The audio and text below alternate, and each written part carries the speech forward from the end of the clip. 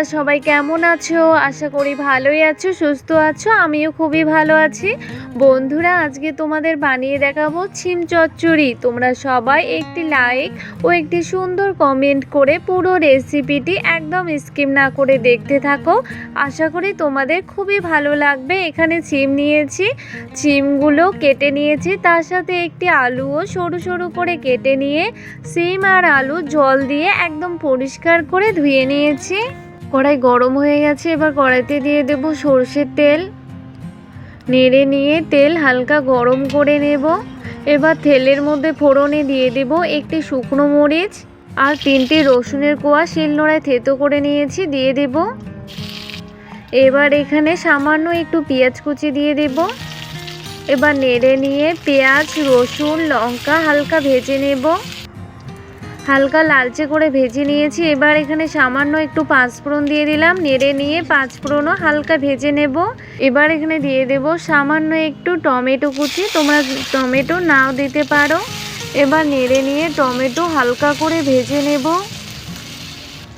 Tomato হালকা করে ভেজে নেওয়া হয়ে গেছে। কেটে পরিষ্কার করে ধুয়ে রাখা আলু আর সিম দিয়ে দেব।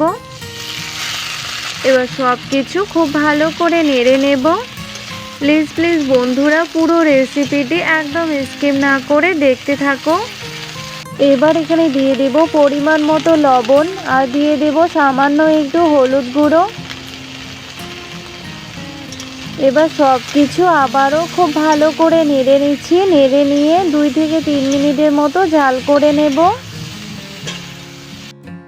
2 মিনিট জাল করে নিয়েছি। এবার এখানে 2 চা চামচ সাদা সর্ষের সাথে 3টে কাঁচা লঙ্কা আর একটুখানি আদার টুকরো বেটে নিয়েছি, দিয়ে দেব। এবার প্লেট ধুয়ে সামান্য একটুখানি জল দিয়ে দেব আর দিয়ে দেব সামান্য একটু জিরে গুঁড়ো। এখানে আর কিছু দেব না, তোমরা চাইলে দিতে পারো। এবার সব কিছু খুব ভালো করে নেড়ে নেব। নেড়ে নিয়ে 3 মিনিটের মতো জাল করে নেব। যারা যারা নতুন বন্ধু হতে চাও, বড় ভিডিও দেখে নিয়ে তারপর বন্ধু হয়ে কমিউনিটিতে লেটার দেবে। 3 মিনিট জাল করে ফিরে আসলাম। মশলা সহ আলু আর সিম একটু কষিয়ে নিয়েছি। এবার এখানে 1 গ্লাস মতো জল দিয়ে দেব। এবার নেড়ে সব কিছু খুব ভালো করে মিশিয়ে নিয়ে 5 মিনিটের মতো জাল করে আলু আর সিম খুব ভালো করে সেদ্ধ করে নেব। প্লিজ তোমরা সবাই দেখতে থাকো।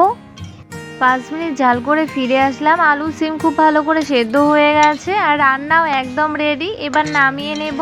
তোমরা শেষে একটু ধনেপাতা কুচি দিতে পারো, আমার কাছে ছিল না তাই দেইনি। বন্ধুরা, সিম চচ্চড়ি খেতে কিন্তু দারুণ লাগে। তোমরা অবশ্যই বাড়িতে একবার ট্রাই করো। এই সিম চচ্চড়ি রেসিপিটি যদি তোমাদের ভালো লেগে থাকে তাহলে অবশ্যই ভিডিওটিতে লাইক, কমেন্ট এবং শেয়ার করবে এবং অবশ্যই চ্যানেলটিকে সাবস্ক্রাইব করে বেল আইকনটি ক্লিক করতে ভুলবে না। আজকে এই পর্যন্তই, দেখা হবে পরের ভিডিওতে। বাই বন্ধুরা।